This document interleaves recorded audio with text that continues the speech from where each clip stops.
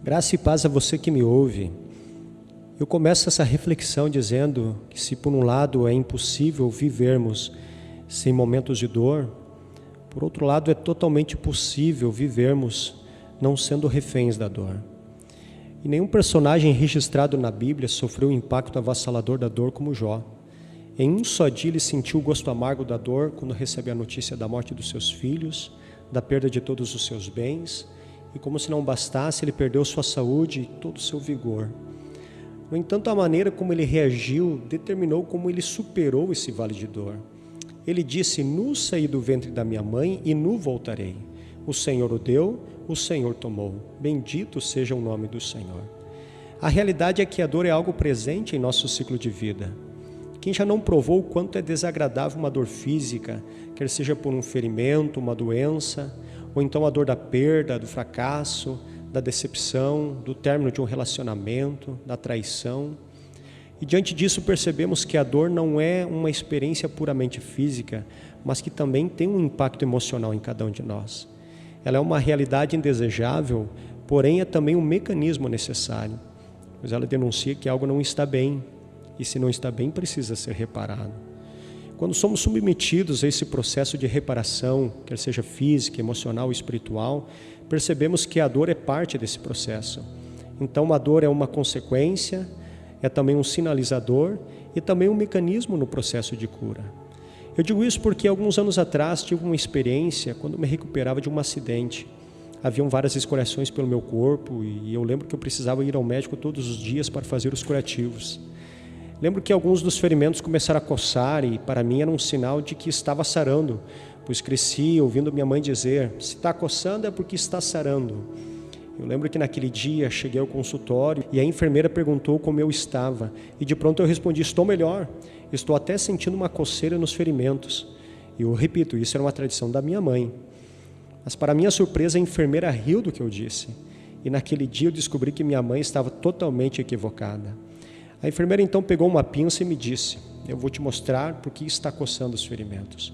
Ela então começou a remover as cascas das feridas e à medida que iam sendo removidas, pude ver que por baixo de toda aquela casca havia infecção.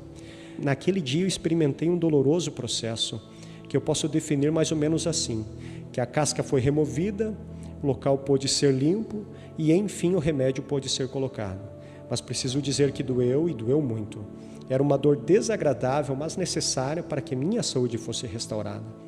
Assim somos nós, passamos por experiências dolorosas em nossa vida, experiências que nos causam dor no momento, e se não sermos curados, vamos continuar presos a essas experiências negativas, tentando talvez esconder a realidade debaixo de alguma casca. Sendo assim, podemos aprender a conviver com o incômodo da dor, o que não é o certo, ou podemos decidir que não nos tornaremos reféns dessas experiências e nem dos seus efeitos. Portanto, é bom saber que para cada ferida há um remédio. O que eu quero dizer é que se estou com dor física, procuro um médico. Porém, se a dor é na alma, não adianta analgésicos. Eu preciso buscar a Deus. Embora a medicina seja extremamente benéfica para nós, existem feridas que só Ele pode curar, porque só Ele tem o remédio. Tenhamos em mente que o tratamento de Deus às vezes dói, mas isso não é obra da sua indignação, e sim do seu amor por nós. Possivelmente Ele vai ter que remover algumas cascas, como orgulho, como mágoas, ressentimentos, para que enfim a ferida fique exposta e só assim então tratar a causa e não o efeito. Pois o contrário disso é inútil, pois Deus não trata com paliativos. E se preocupar em atacar o efeito sem se preocupar com a causa, é só remediar uma situação que está causando a dor. Foi assim que Deus tratou com o nosso maior problema, o problema que é a origem de todos os males em nós. O problema que nos mantinha afastado dele, um problema chamado pecado. Ele mostrou que o processo da nossa restauração foi fundamentado através do sacrifício do seu Filho na cruz, o único meio pelo qual nós fomos perdoados.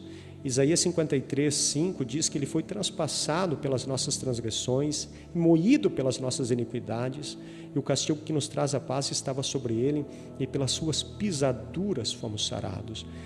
Ele providenciou nossa plena libertação do mal chamado pecado. Portanto, decida-se hoje crer em Deus, confiando totalmente sua vida a Ele. Pois Ele diz: vinde a mim, todos vós que estáis cansados e sobrecarregados, e eu vos aliviarei. Ele não diz que vai remediar, Ele não diz que vai remendar, Ele diz que vai aliviar. E aí você me pergunta, como terminou a história de Jó? Bom, ele passou por todo o processo. A Bíblia vai dizer que ele foi restituído em tudo, mas principalmente Jó conheceu a Deus como não conhecia anteriormente. E diante da revelação do Senhor em meio à sua dor, ele pôde dizer: eu te conhecia só de ouvir, mas agora os meus olhos te veem. Deus abençoe ricamente você com essa palavra, em nome de Jesus.